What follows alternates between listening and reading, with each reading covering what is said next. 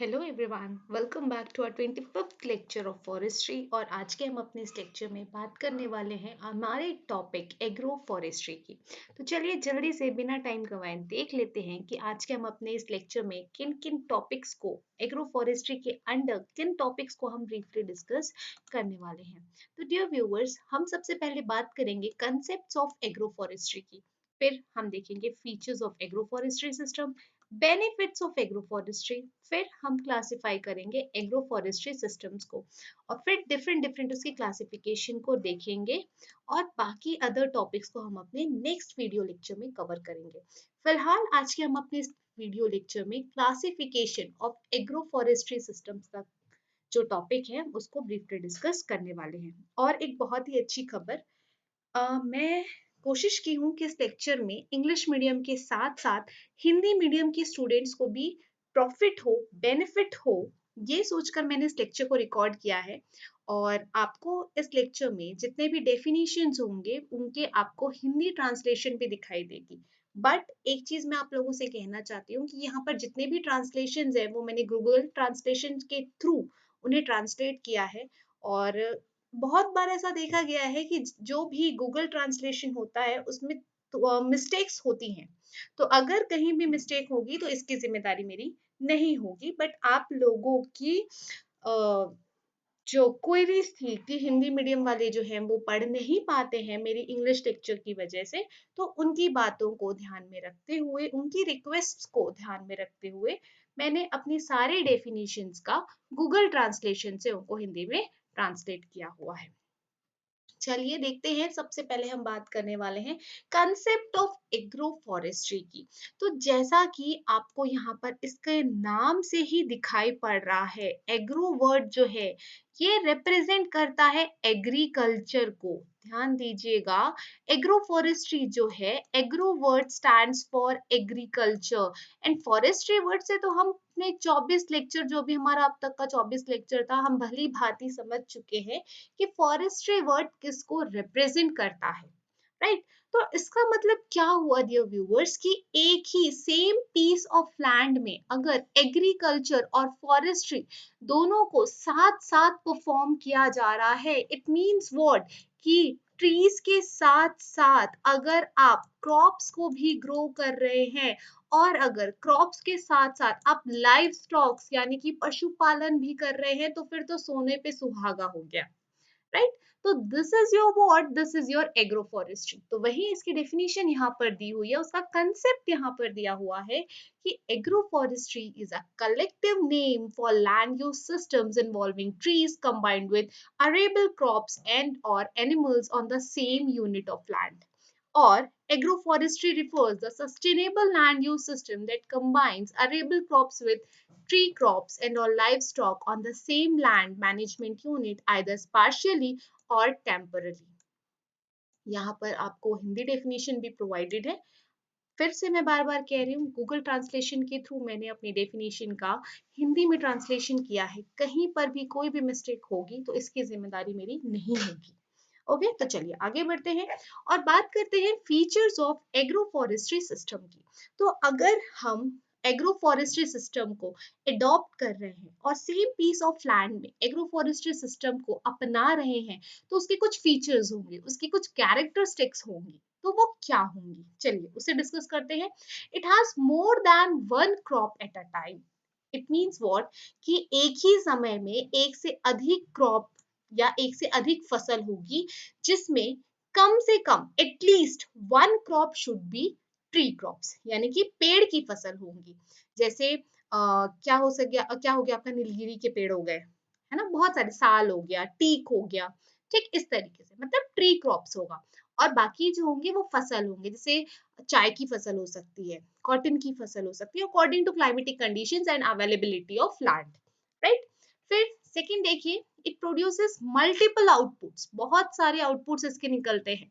जैसे देखिए, अगर हम फॉरेस्ट्री करते हैं तो हमारा एक ही मोटिव होता है, क्या, टिम्बर, बेस्ट क्वालिटी टिम्बर मिलना चाहिए। मतलब एक ही मोटिव नहीं कहा जा सकता, मेन मोटिव जो हमारा होता है that is production of timber. लेकिन जब हम यहाँ पर अगर एग्रो फॉरेस्ट्री सिस्टम कर रहे हैं तो उसका मल्टीपल आउटपुट होगा, जैसे फूड हो गया, है ना, खाना, भोजन, फॉडर हो गया, राइट, चारा, फ्यूल हो गया, ईंधन के लिए लकड़ियां, टिम्बर हो गया, राइट, जो अभी मैंने आपको बताया। तो इस तरीके से आपको ऐसे बहुत सारे मल्टीपल आउटपुट्स आपको देखने को मिलते हैं। फिर थर्ड देखिए, इसके जो एग्रो फॉरेस्ट्री सिस्टम को अडॉप्शन का जो उसके पीछे आपका उद्देश्य होता है, तो वो बहुउद्देश्य होता है। मतलब एक ही उद्देश्य को लेकर आप एग्रो फॉरेस्ट्री सिस्टम को अडॉप्ट नहीं करते हैं। बहुउद्देश्य जैसे पेड़ों और झाड़ियों के उपयोग पर जोर देता है। जैसे आप श्रब्स हैं, तो कुछ श्रब्स ऐसे होंगे जो कि मेडिसिनल पर्पस के लिए आपको काम में आ रहे हैं, जड़ी बूटी आयुर्वेदिक पर्पसेस के लिए, इस तरीके से, ठीक। फिर नेक्स्ट देखिए, it is structurally and functionally more complex system. Definitely, अब आप खुद सोचिए कि अगर आप किसी एक पीस ऑफ लैंड को अगर आप सिलेक्ट करते हैं, और यहाँ पर अगर आपने सोचा कि फॉरेस्ट्री की जाए, तो फॉरेस्ट्री करते करते ही आपके कितने सारे पसीने छूट गए, 24 लेक्चर में तो आपने देख ही लिया, है ना। राइट।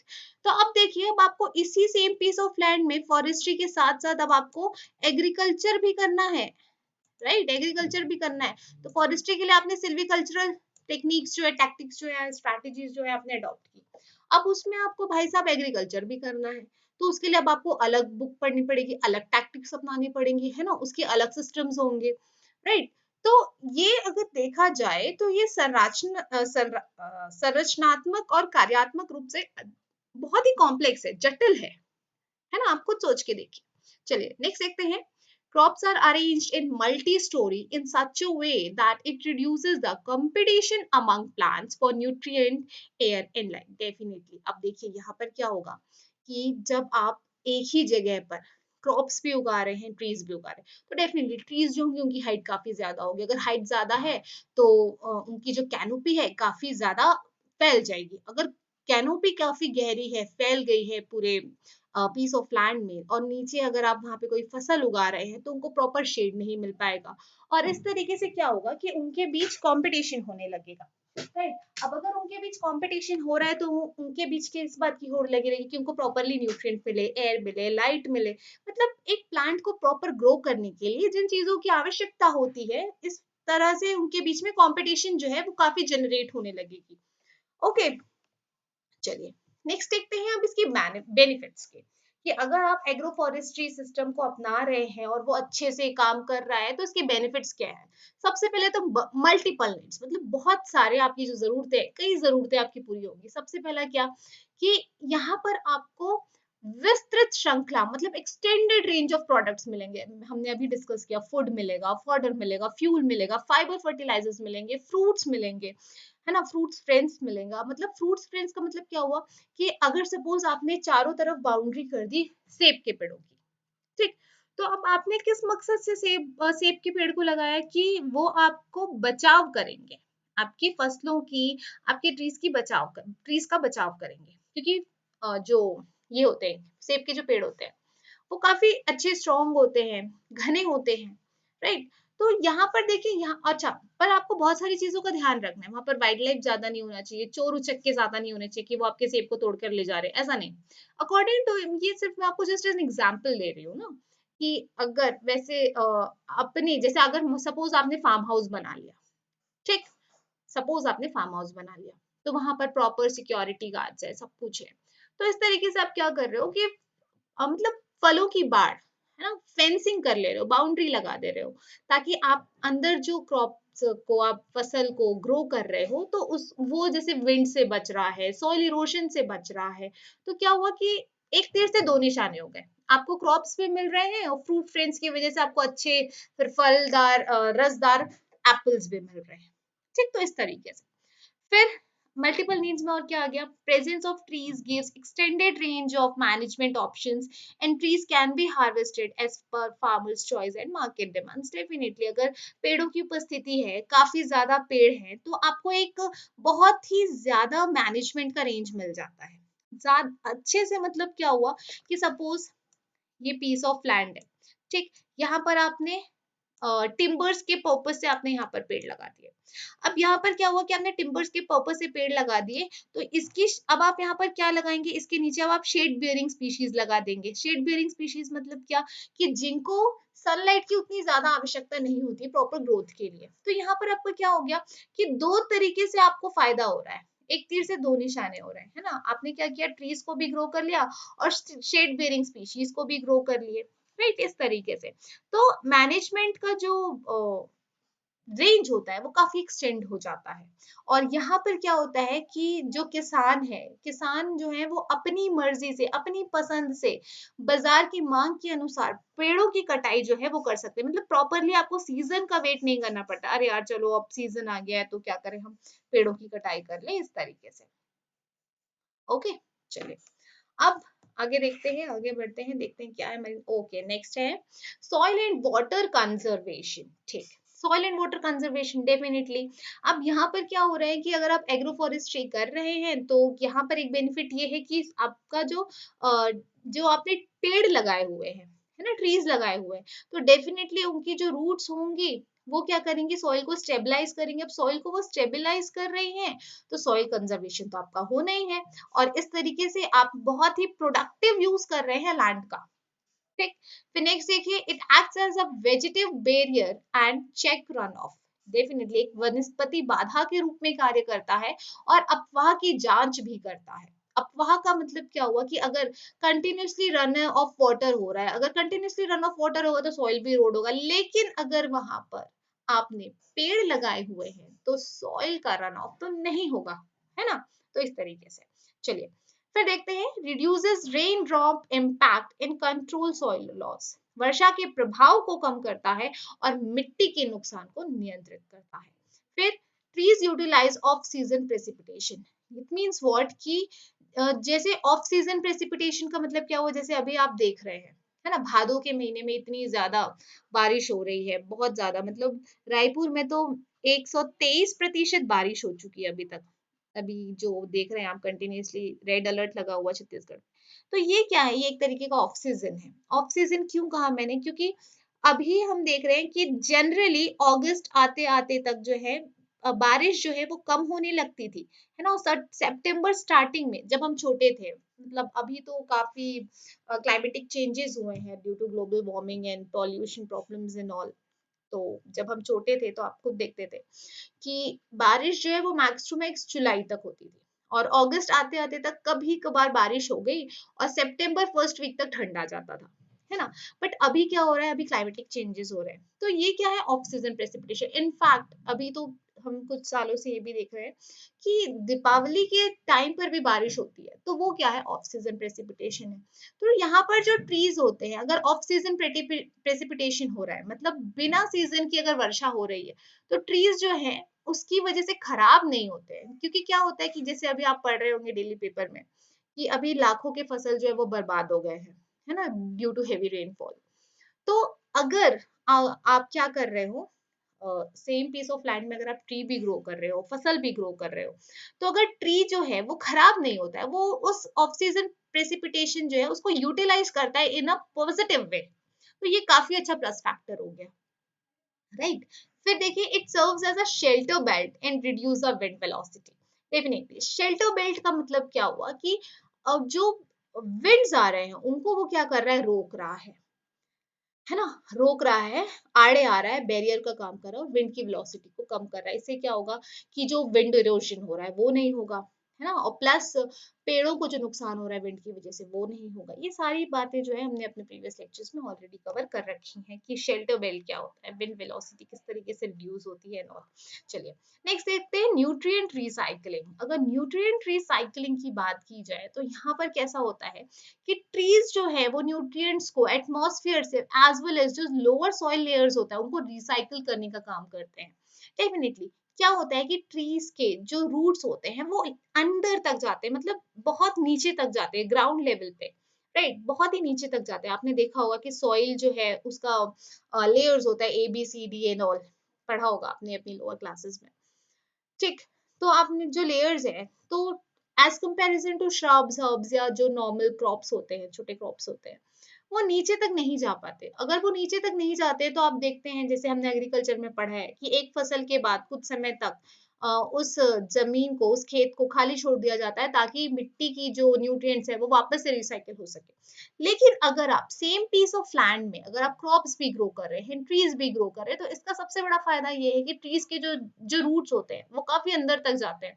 अंदर तक जाने की वजह से जो नीचे के जो न्यूट्रिएंट्स होते हैं वो ऊपर की तरफ आने लगते हैं। और जब वो ऊपर की तरफ आ रहे हैं तो ऐसा नहीं कि सिर्फ और सिर्फ उसी पेड़ को बेनिफिट करे, आसपास उसके जितने भी क्रॉप्स होंगे, ठीक, ट्रीज होंगे, उनको भी वो क्या करेगा, बेनिफिट प्रोवाइड करेगा बाय प्रोवाइडिंग द न्यूट्रिएंट्स। तो जो न्यूट्रिएंट लॉस हो चुका था वो वापस से रिसाइकल होकर ऊपर आ रहे हैं, क्योंकि वो नीचे लेयर पे जा चुके हैं, है ना, बहुत ही डाउन सरफेस पे जा चुके हैं। तो अब उनको कौन रिसाइकल करेगा, जो बड़े बड़े पेड़ की जो जड़ें होंगी वो। तो ये बेस्ट वे हो गया। फिर क्या है आपका, in situ green leaf manuring through the leaf drop. अब यहाँ पर आप देखिए कि इन सीटू कह रहा है। इन सीटू का मतलब क्या हुआ कि जैसे एक पर्टिकुलर सुटेबल पोजीशन, है ना, जैसे उसका ओरिजिनल प्लेस।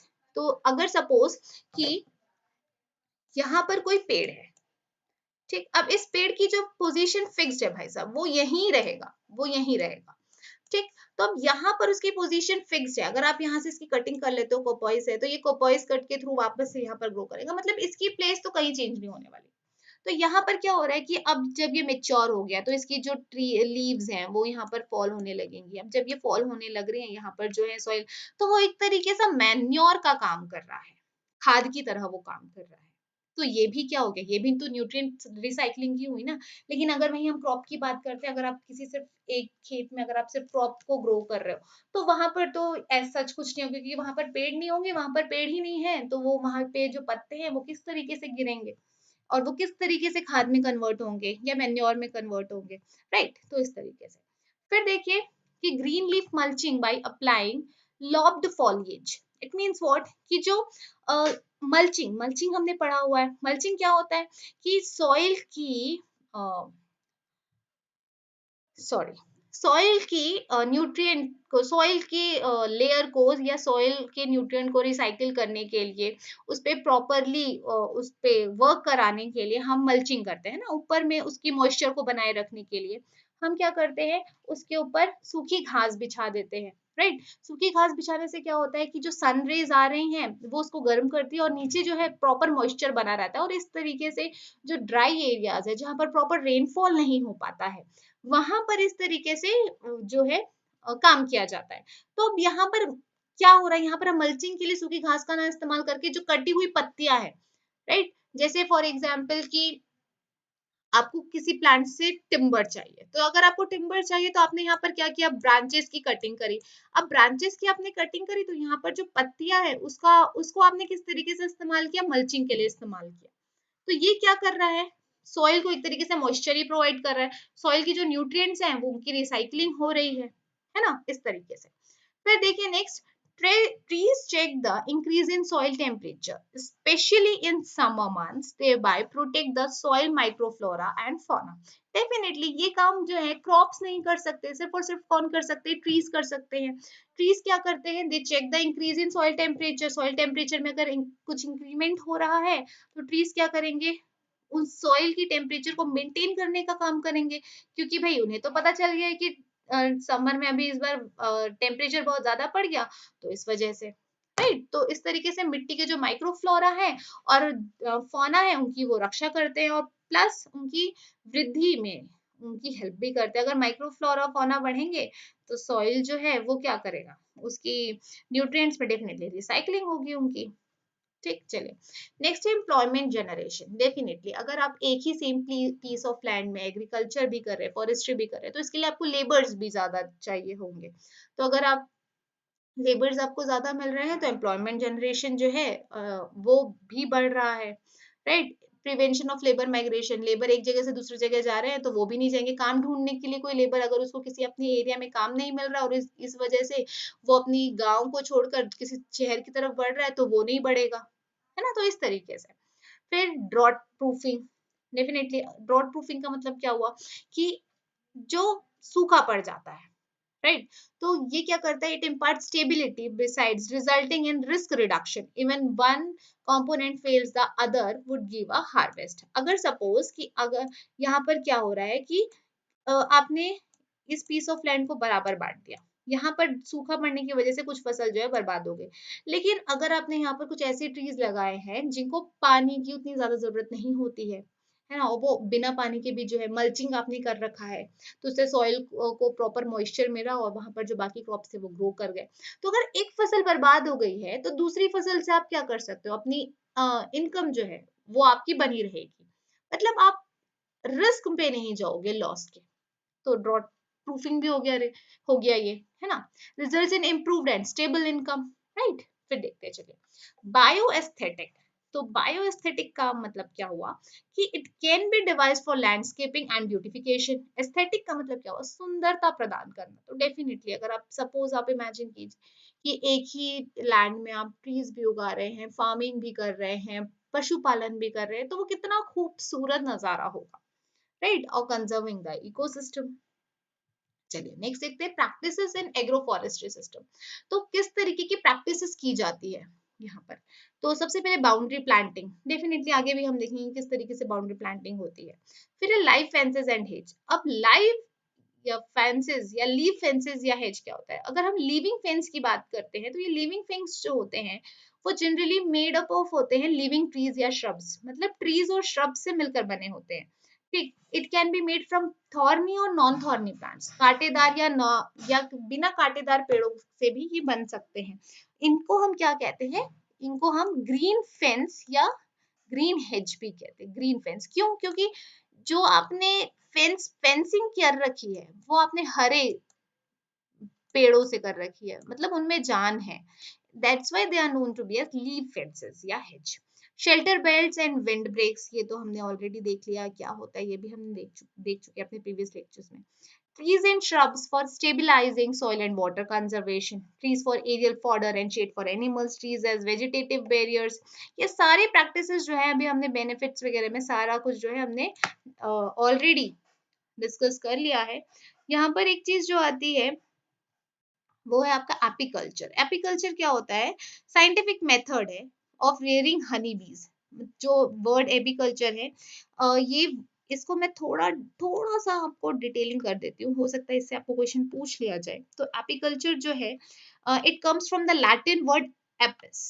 लैटिन वर्ड से निकल कर आता है एपिस, जिसका मतलब होता है बी, मधुमक्खी, बी।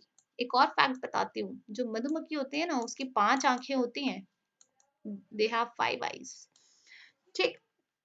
तो एपिकल्चर जो है it means what, bee keeping, उनको बी कीपिंग करना, उनकी केयर करना, management of honey bees for the production of honey and the wax, that is your apiculture. Next है लैक कल्चर। लैक कल्चर क्या होता है, लैक बेसिकली क्या होता है, एक नेचुरल रेजिन होता है। लैक क्या होता है, नेचुरल रेजिन होता है ऑफ एनिमल ओरिजिन। एनिमल जो होता है उससे निकाला जाता है। तो बेसिकली लैक जो है it is secreted by an insect, एक इंसेक्ट जो है वो उसको सिक्रीट करता है, नोन एज लैक इंसेक्ट, उसको लैक इंसेक्ट भी बोलते हैं। तो यहाँ पर क्या होता है कि उनको, ये जो इंसेक्ट्स है उनकी कल्चरिंग की जाती है और उसी टेक्निक को आप क्या कहते हो, लैक कल्चर कहते हो।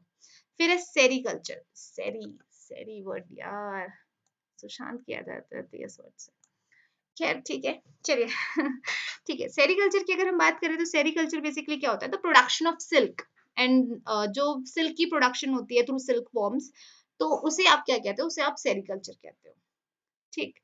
फिर है आपका trees for land reclamation. Land reclamation का मतलब क्या होता है कि जो जिस लैंड को आपने माइनिंग करने से पहले आपने वहां पर फॉरेस्ट्री कर रखी है, प्रोडक्टिव फॉरेस्ट्री कर रखी है, और बाद में फिर आप उसको क्या करोगे, पोस्ट माइनिंग के लिए यूज करोगे, तो that is your for trees for land reclamation. फिर टोंगिया एफॉरेस्टेशन। तो टोंगिया एफॉरेस्टेशन तो काफी अच्छे से हमने ऑलरेडी पढ़ा हुआ है, अभी हम आगे एक बार और देखेंगे टोंगिया सिस्टम के बारे में, क्योंकि इट इज द बेस्ट, मतलब जो पुराने जमाने में एग्रो फॉरेस्ट्री के लिए जो अपनाया जाता था, दैट इज टोंगिया सिस्टम। हम आगे देखेंगे अभी अपने लेक्चर पे। ओके चलिए अब बात करते हैं classification of agro forestry system की। तो हमने जो डेफिनेशन है उसमें देख लिया है कि जो agroforestry, it shows that the component crops are arranged, component crops जो है उनको टेम्पररीली अरेंज किया जाता है या सिक्वेंशियली अरेंज किया जाता है, ताकि दो क्रॉप के अरेंजमेंट जो है they can be served as principal categories. तो सबसे पहला जो सिस्टम आता है that is your crop rotation system. इसको हमने अपने एग्रीकल्चर वाले लेक्चर में भी बहुत ही ब्रीफली पढ़ लिया था। मुझे याद आ रहा है कि एक बार मैंने अपने एक व्यूअर का कमेंट देखा था, मुझे तो नाम तो याद नहीं है, बट अगर होपफुली आप मेरा ये लेक्चर देख रहे हैं तो आपने मुझसे पूछा था कि is there any similarity between forestry and agriculture. तो देखिए, अगर हम एग्रीकल्चर की बात करते हैं तो एग्रीकल्चर में जो आपके क्रॉप्स होते हैं, जो फसल होते हैं, फसल भी दो तरीके से आप उनको डिवाइड करते हो, एक होता है कैश क्रॉप्स और दूसरा होता है एंड बहुत सारे होते हैं, हम उनको एग्रीकल्चर में ब्रीफली डिस्कस करेंगे। बेसिकली देखिए, फॉरेस्ट्री में आप ट्रीज की प्लांटिंग की टेक्निक्स देखते हैं और एग्रीकल्चर में आप क्रॉप्स को हैंडल करने की, उनकी प्रॉपर ग्रोथ की टेक्निक्स देखते हैं। तो मुद्दा तो दोनों में वही है कि एक एग्रीकल्चर में आप क्रॉप्स के बारे में बात कर रहे हैं, फॉरेस्ट्री में आप ट्रीज के बारे में बात कर रहे हैं, राइट। मुद्दा दोनों का एक ही है, नाम अलग अलग हो गए क्योंकि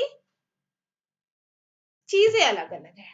फॉरेस्ट्री में आप ट्रीज के बारे में बात कर रहे हो, एग्रीकल्चर में आप क्रॉप्स के बारे में बात कर रहे हो। एग्रो फॉरेस्ट्री मतलब दोनों की बात कर रहे हो, राइट। तो इस तरीके से क्रॉप रोटेशन सिस्टम जो है हमने अपने एग्रीकल्चर में भी देख लिया, बट यहाँ पर हम देखते हैं on the basis of agro forestry system.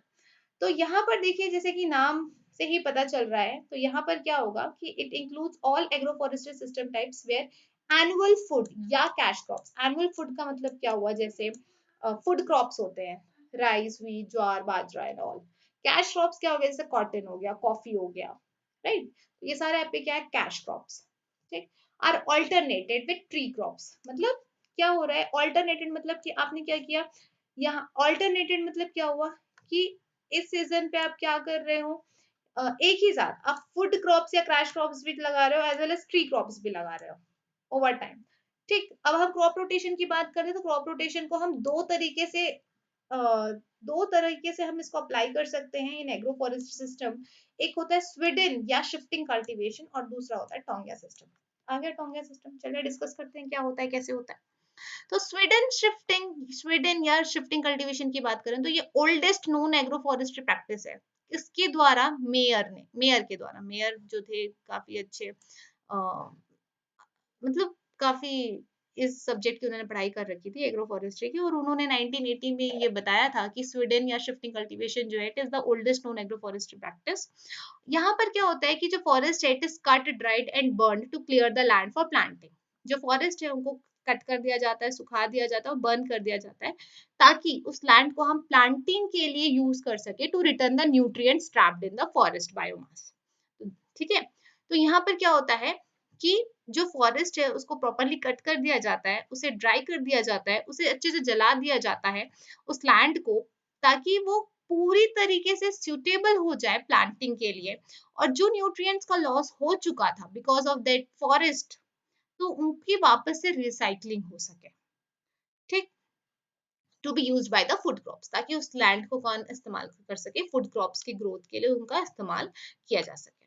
अब यहाँ पर जो क्रॉपिंग होती है it last for about 2 to 3 years, after which जो लैंड है it is left over a long period. उसके बाद उस लैंड को 8 से 10 सालों के लिए छोड़ दिया जाता है। मतलब एक पीस ऑफ लैंड है, पीस ऑफ लैंड मतलब ये पूरा लैंड है, तो सपोज उसका ये वाला पीस, यहाँ पर आपने 2-3 सालों के लिए आपने यहाँ पर क्रॉपिंग करी और फिर इसको 8 से 10 सालों तक के लिए छोड़ दिया, ओके। ताकि क्या हो कि फॉरेस्ट जो है उसको वापस से नेक्स्ट साइकिल के लिए उसको वापस से पूरी न्यूट्रिएंट्स के साथ इस्तेमाल किया जा सके, ओके। अब ये जो प्रैक्टिस है ये सबसे ज्यादा सस्टेनेबल था due to low pressure of population. Population काफी लो था, तो वहां उस टाइम पे ज्यादा खान पान की डिमांड नहीं थी, राइट। अभी जैसे हम देख रहे हैं कि इंडिया का जो पॉपुलेशन है काफी ज्यादा बढ़ रहा है, राइट, बहुत ज्यादा बढ़ रहा है, तो खाने वाने का बहुत दिक्कत आता है। बट उस टाइम पे क्या था, पॉपुलेशन बहुत कम था, तो उस टाइम पे फूड क्रॉप्स का कमी या तो उस टाइम पे उतना ध्यान नहीं दिया जाता था। तो इस वजह से क्या हुआ कि अगर कोई सिस्टम को, लैंड को अपने उसमें क्रॉपिंग करी 2-3 साल के लिए, तो उसको 8 से 10 सालों के बाद कल्टीवेशन के बाद फिर आपने उसको 8 से 10 सालों के लिए छोड़ दिया खाली। ठीक, तो जैसे देखिए यहाँ पर आपको नजर आ रहा है, यहाँ पर आपको नजर आ रहा है कि यहाँ पर आपने क्या किया, फूड क्रॉप्स लगाए। ये देखिए, ये जो लाइन, ये जो आपको दिख रहा है, यहाँ पर आपने फूड क्रॉप्स लगाए, 3 साल तक का काम हुआ। ठीक है, यहाँ पर पहले तो ये खाली था, फिर यहाँ पर आपने फूड क्रॉप्स लगाए, और फिर इसको आपने देखिए 8 साल के लिए छोड़ दिया इस जगह को, और फिर यहाँ पर ये जो जगह था आपने यहाँ पर फॉरेस्ट, ये जो था यहाँ पर आपने फूड क्रॉप्स लगाया, और ये जो आपका जो खाली ये जो था यहाँ पर, ये आपका फॉरेस्ट फैलो बन गया। मतलब 8 से 10 सालों के लिए आपने इसको यहाँ पर छोड़ दिया। फिर जब ये 8 से 10 सालों के बाद फिर आपने यहाँ पर फूड क्रॉप्स लगा लिया, और फिर इसको 3 सालों के लिए 3 सालों के लिए इसको छोड़ दिया। ठीक, क्योंकि ये क्या था, यहाँ पर फूड क्रॉप्स लगा था 3 सालों के लिए, आपने इसको छोड़ दिया। ठीक, अब फिर यहाँ पर इसको आपने 8 सालों के लिए वापस से छोड़ दिया, ये फॉरेस्ट फैलो बन गया, फिर आपने यहाँ पर फूड क्रॉप्स लगा दिया इस तरीके से। ठीक, तो यहाँ इस तरीके से शिफ्टिंग कल्टीवेशन जो है वो परफॉर्म की जाती थी। चलिए, अब नेक्स्ट देखते हैं टोंगिया सिस्टम के बारे में। तो टोंगिया सिस्टम के बारे में तो आप भली भांति वाकिफ है, और इसको इसकी शुरुआत भारत में किस प्रकार से हुई, ये आपको कमेंट सेक्शन पर कमेंट कर बताना है। तो जल्दी से चलिए कमेंट सेक्शन पर चले जाइए और कमेंट सेक्शन पर जल्दी से बता दीजिए कि टोंगिया सिस्टम की शुरुआत भारत में किसने की, किस तरीके से हुई, व्हाट वाज द प्रोसीजर।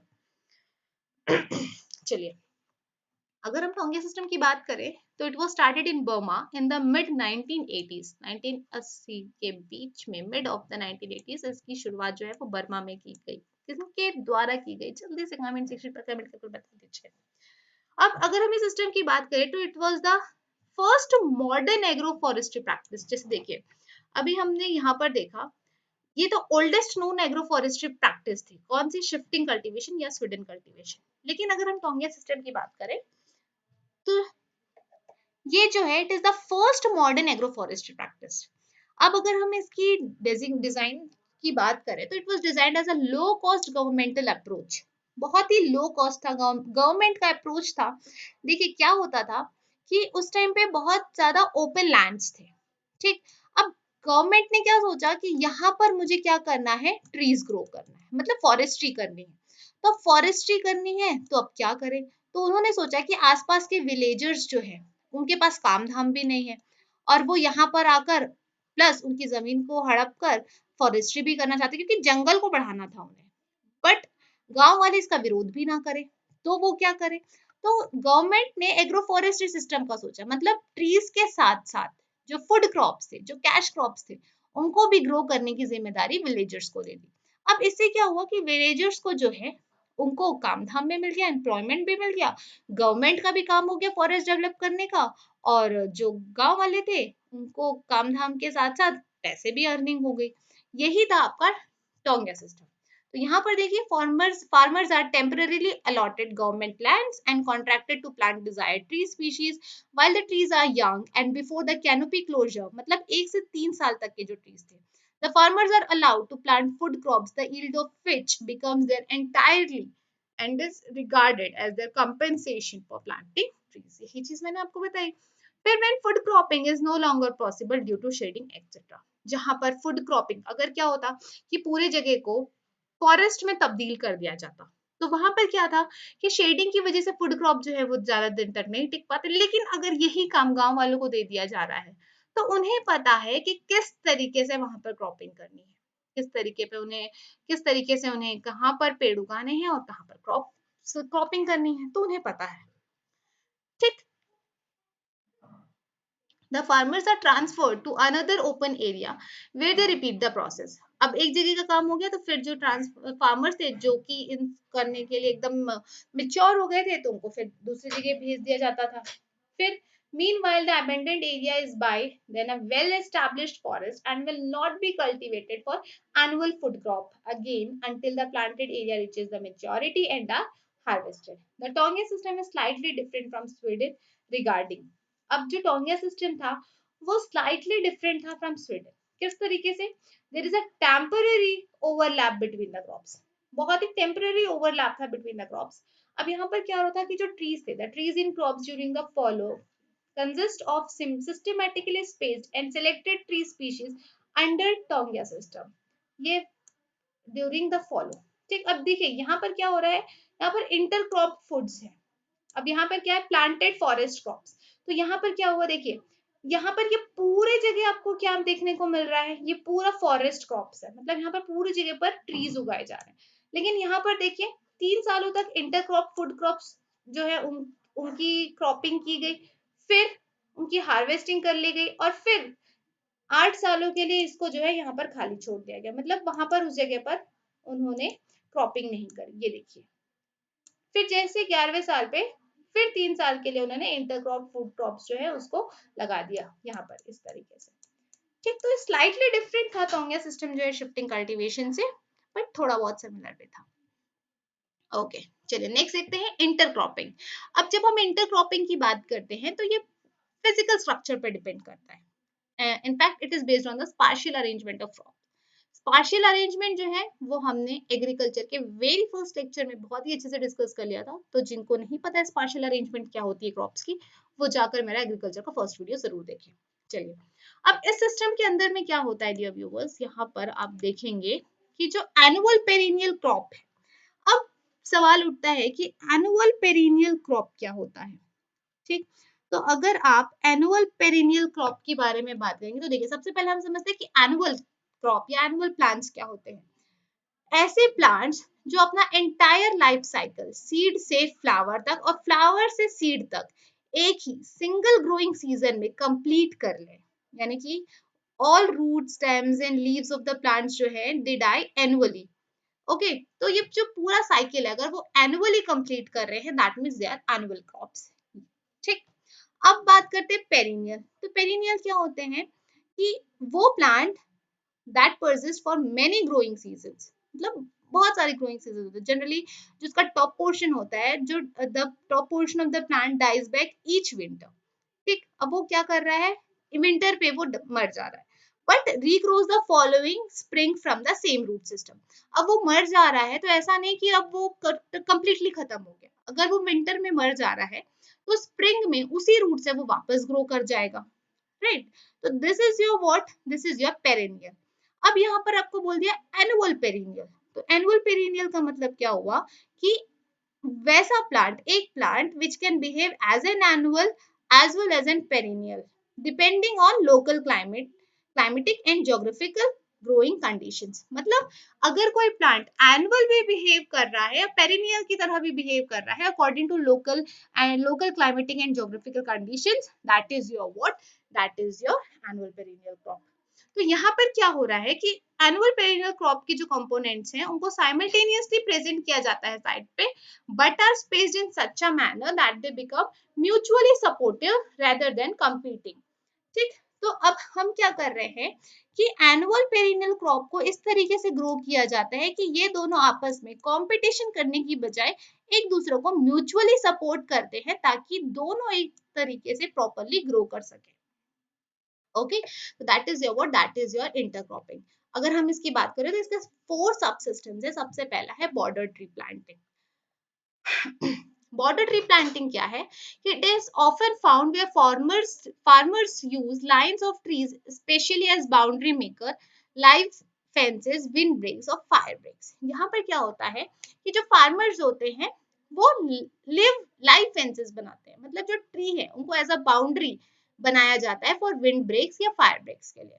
अब in addition to protection and stabilization of site, they also produce green manure as organic fertilizer। अब उन्होंने क्या किया, उन्होंने बाउंड्री बना दी ट्रीज की, तो अब अगर इसके जो पत्ते हैं वो गिर रहे हैं सॉइल पे, ठीक, तो वो मैन्योर्स और फर्टिलाइजर्स का काम कर रहे हैं, एज वेल एज वो प्रोटेक्शन भी दे रहे हैं क्रॉप्स को, प्लस और ऑर्गेनिक फर्टिलाइजर तो बन रहा है, फॉडर भी दे रहे हैं फार्म एनिमल्स के लिए, फ्यूल वुड भी दे रहे हैं, है ना। मतलब यहाँ पर क्या हो रहा है कि एक बॉर्डर प्लांटिंग से ट्री से, एक ही ट्री से आपको बहुत सारे फायदे हो रहे हैं। ठीक, plus rising prices of energy including biomass energy, need for permanent fence post around farm और हाउस गार्डन। जैसे देखिए यहाँ पर आपको जो इमेज है वो नजर आ रही है, देखिए ये सब जो आपको ये दिख रहा है ये आपके क्या है, ये आपकी ट्रीज है, और ये देखिए ये पूरी बाउंड्री आपकी की गई है। ठीक, 0 represent trees and x represent crops, और ये जो है यहाँ पर आप क्रॉपिंग कर रहे हैं। ठीक, तो ये आपका क्या है, बॉर्डर ट्री प्लांटिंग। नेक्स्ट देखते हैं ऑल्टरनेट स्ट्रिप्स और ऑल्टरनेट रो प्लांटिंग। अब अगर हम स्ट्रिप की बात करते हैं तो एक स्ट्रिप जो है, इट कंसिस्ट ऑफ 2 और more rows, it is also referred as LA. अगर हम एलए की बात करते हैं तो एलए क्रॉपिंग क्या होती है, basically it is defined as a planting of rows और ट्रीज। अगर आप कहीं पर रोज और ट्रीज की प्लांटिंग कर रहे हैं तो आप उसे एलए कहते हैं, या एवेन्यू कॉरिडोर जोनल कहते हैं, या हेजरो कहते हैं, कुछ भी कह लीजिए, बात एक ही है। ठीक, तो यहाँ पर क्या होता है कि when positioned across the slopes and along the contours क्या होता है, आप लोग डेफिनेटली पीएससी की तैयारी कर रहे हैं तो ज्योग्राफी में आपने काफी बार इस वर्ड का इस्तेमाल किया होगा। कंटूर्स बेसिकली क्या होते हैं, they are lines on a map that join the same height. ठीक, तो आकृति जिसे हम बोलते हैं, तो they are found most effective for erosion control and slope stabilization. Most modern agroforestry systems being advanced through government programs are of these two subsystems, and the multiple objectives are food fodder production and site stabilization. इस alternate strips या alternate row planting का जो main मकसद होता है वो क्या होता है कि फूड के साथ साथ आपको फॉडर भी मिले और साइट जो है उसकी प्रॉपर न्यूट्रिएंट्स जो है वो बनी रहे। तो इस मकसद से इस प्लांटिंग को अपनाया जाता है। अब they are more favored agroforestry system because the row act as contour hedgerows which help in stabilization and conserve soil on slopes and act as terracing। यही बात मैंने आपको बताई। They are easy and less laborious to undertake। बहुत easy होते हैं, ज्यादा labours की जरूरत भी नहीं पड़ती है। और अगर ट्रीज यहाँ पर प्लांट किए जाते हैं तो वो इस पर्पज से प्लांट किए जाते हैं because of nitrogen fixing and are able to generate by coppicing. They would serve as steady source of organic fertilizer to rehabilitate degraded sites। Okay, अब देखिए यहाँ पर ऑल्टरनेट रो प्लांटिंग की जा रही है। अगेन यहाँ पर जो जीरोस हैं वो ट्रीज को रिप्रेजेंट कर रहे हैं और जो एक्स है वो क्रॉप्स को रिप्रेजेंट कर रहे हैं। तो यहाँ पर देखिए, यहाँ पर आपका एक रो जो है वो कंप्लीटली ट्रीज का है, फिर 3 रो के बाद, है ना, स्ट्रिप कंसिस्ट ऑफ 2 और मोर रोज। तो ये है आपका, ये एक स्ट्रिप है, ये आपका स्ट्रिप है, फिर यहाँ पर ये ट्रीज है, फिर एक स्ट्रिप आया, फिर ट्रीज आया। तो ये आपका क्या है, ऑल्टरनेट रो प्लांटिंग। अब ऑल्टरनेट स्ट्रिप प्लांटिंग में देखिए यहाँ पर क्या हो रहा है, ऑल्टरनेट स्ट्रिप्स बनाए गए हैं, ये देखिए। ठीक, इस तरीके से। चलिए नेक्स्ट देखते हैं random x. It displays no specific और orderly placement of the component crops while the arrangement appears in the utter confusion. यहाँ पर किसी भी तरीके का स्पेसिफिक या ऑर्डरली प्लेसमेंट नहीं किया जाता।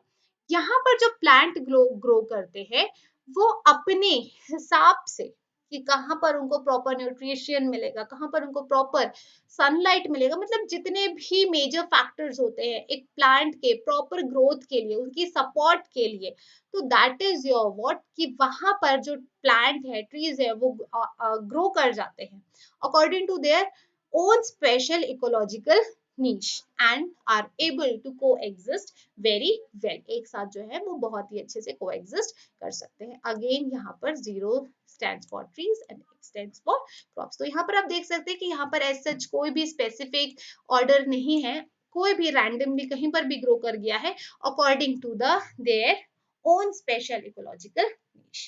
Next is your multi storied cropping. तो इसके बारे में तो हमने ऑलरेडी अपने प्रीवियस लेक्चर्स में पढ़ लिया है। मल्टी स्टोरीड क्रॉपिंग जो होती है, एक जो हायर स्टोर अपर स्टोरी जो होगा उसमें ऐसे ट्रीज होंगे जिनको सनलाइट की प्रॉपर बहुत ही ज्यादा नीड है ताकि वो प्रॉपरली ग्रो कर सके, और फिर उसके नीचे जो होंगे शेड बेयरिंग स्पीशीज होंगे। तो यहाँ पर देखिए, यहाँ पर भी वही चीज है, the multi storeyed the multi-story tied crowns of the integrated plants ranging from root crops through grain crops to small fruit trees to dominant coconuts are close replicas of multi-story tropical rainforest and represent highly efficient for utilization of soil surface, vertical space, nutrient and moisture and solar energy। पर आप पढ़ लेंगे तो ये आपको समझ में आ जाएगा। सबसे ध्यान देने वाली जो बात है, this system is mostly practised in Kerala. कहाँ पर अगर इंडिया में जो मोस्टली प्रैक्टिस किया जाता है तो it is mostly practised in Kerala. Okay, next है बेस्ड ऑन कंपोनेंट्स। अगर हम कंपोनेंट्स के बेसिस पे बात करें तो यहाँ पर आपको दिख रहा है एग्रीकल्चर, फॉरेस्ट्री और हॉर्टिकल्चर, लाइवस्टॉक। तो किस तरीके से ये तीनों एक साथ इंटरलिंक्ड हैं, उनके एग्रो फॉरेस्ट्री सिस्टम्स जो किस तरीके से इंटरलिंक्ड है वो आपको बताया गया है। अगर हम एग्रीकल्चर की बात करें तो एग्रीकल्चर से आपको एग्री सिल्वीकल्चर, एग्री हॉर्टिकल्चर, अगर एग्रीकल्चर से हम देखा जाए, और ये तीनों का जो इंटरमिक्स है वो है agri silvi pastoral, agri horti pastoral, silvi livestock की अगर हम बात करें तो सिल्वी पास्टोरल, हॉर्टी पास्टोरल, ये सब एग्रो फॉरेस्ट्री सिस्टम है, स्कीमेटिक रिप्रेजेंटेशन है उनका। आगे जाकर हम एक एक करके इन सारे सिस्टम्स को अपने आने वाले लेक्चर पे बहुत ही ब्रीफली डिस्कस करने वाले हैं। तो इनसे आप सभी को समझ में आ जाएगा कि ये किस तरीके से सभी से के साथ इंटरलिंक्ड है, किस तरीके से एक दूसरे के साथ रिलेशन फिट होता है इनका, ये हम अपने आगे लेक्चर्स में देखेंगे। तो डियर व्यूवर्स, आज के लेक्चर में सिर्फ इतना ही। प्लस ज्यादा से ज्यादा की इन्फॉर्मेशन और कि फॉरेस्ट्री के जो प्रीवियस वीडियोस है मैं उनको प्राइवेट में कन्वर्ट करने वाली हूँ। तो जिन व्यूवर्स ने अभी तक मेरे फॉरेस्ट्री के प्रीवियस वीडियोस नहीं देखे हैं, क्योंकि अब हमारी कोचिंग क्लासेस जो हैं वो स्टार्ट हो चुकी है और हम बच्चों के लिए लेक्चर्स अपलोड करना स्टार्ट कर चुके हैं, तो उन्हें ताकि कोई दिक्कत ना आए, तो इस वजह से हमने ये डिसीजन लिया है। तो जिन व्यूअर्स ने अभी तक वीडियोस नहीं देखे हैं तो वो जल्दी से जल्दी जाकर अपने वीडियोस जरूर देखें। एंड चूंकि अब जो हमारा एसीएफ का पेपर है वो पोस्टपोन हो गया, तो now I will surely surely complete the syllabus of forestry and agriculture as well. So please keep watching and supporting. Thank you. Thanks for watching.